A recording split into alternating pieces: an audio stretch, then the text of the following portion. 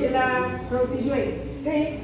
મીણબત્તી વાળી જોઈ કે સરળથી મીણબત્તીને આપણે બીકર ઊંધું મૂકી દીધું તો શું થઈ ગઈ હતી મીણબત્તી ઓલવાઈ ગઈ હતી તો એ શું સૂચવે છે કે હવામાં ઓક્સિજન રહેલો છે બરાબર હવે આપણે જોઈએ કે જે પાણીમાં રહેતા પ્રાણીઓ છે કે જળચર પ્રાણી જે જમીનની અંદર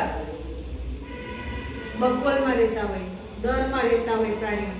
બરાબર છે તો એ લોકોને ઓક્સિજન ક્યાંથી મળે એવા બધા પ્રાણીઓને ઓક્સિજન ક્યાંથી મળે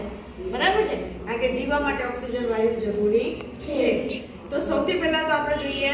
કે જે દરમાં રહે છે પ્રાણીઓ કેવા રહે છે સાપ છે ઉંદર છે બરાબર છે તો એ પ્રાણીઓને ઓક્સિજન ક્યાંથી મળે છે તો એના માટે આપણે એક પ્રવૃત્તિ કરીએ તો આ શું છે માટીનું દેપું એને આ શું છે બીકર માટીના દેપાને આપણે બીકરમાં રાખીએ હવે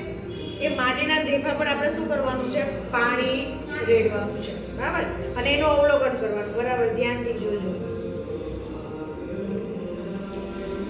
દેખાય તમને પરપોટા જેવું દેખાય છે માટીમાંથી આપણે જ્યારે દેપા ઉપર પાણી રેડું ત્યારે માટીમાંથી શું થયા નાના નાના પરપોટા તો એ જે પરપોટા સારા થાય છે તો માટીમાં શું રહેલી છે હવા જ્યારે પાણી આપણે અંદર માટી પર રેડીએ છીએ ત્યારે પાણી માટીમાં જાય છે એટલે હવા શું થાય છે બહાર નીકળે છે હવા બહાર નીકળે તો જ પાણી અંદર જાય બરાબર છે તો એ કયા સ્વરૂપે બહાર નીકળે છે પરપોટા સ્વરૂપે એટલે કે માટીમાં પણ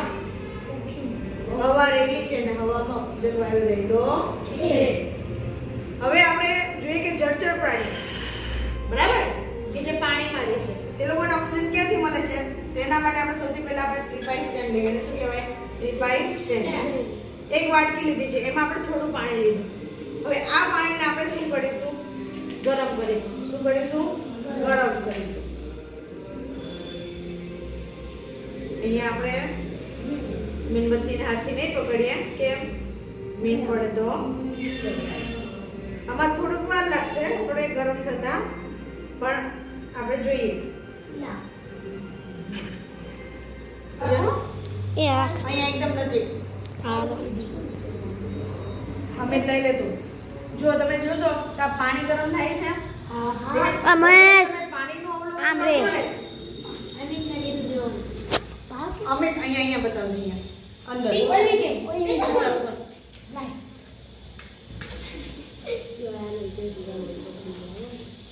જો પાણી ગરમ થાય છે તો એમાં સૌથી પહેલા તમે જો નાના નાના નાના નાના બૂંદ તમને દેખાશે પાણીના ટીપા દેખાય છે અંદર બધાને દેખાય છે તો એ શું છે ખબર છે હવા શું છે હવામાં રહેલી હવા ધીમે ધીમે પછી એ પાણી ગરમ થાય અને અમુક સમય પછી પાણી એટલું બધું ગરમ થઈ જાય કે વરાળ સ્વરૂપ ધારણ કરી લે છે દેખાય છે તમને હવે દેખાશે હવે વધારે દેખાશે એ શું છે પાણીમાં રહેલી હવા એટલે કે જળચર પ્રાણીઓ જે જળચર પ્રાણી છે જે પાણીમાં રહેતા પ્રાણીઓ છે એ પણ ઓક્સિજન વાયુ મેળવી શકે છે પાણીમાં પણ ઓક્સિજન વાયુ રહેલો હોય છે એટલે એકદમ ધીમે સ્લોથી પરપોટા તમને દેખાય છે બીજો પોઈન્ટ જો દેખાયા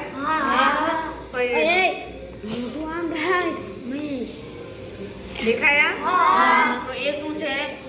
માટીમાં રહેલી હવા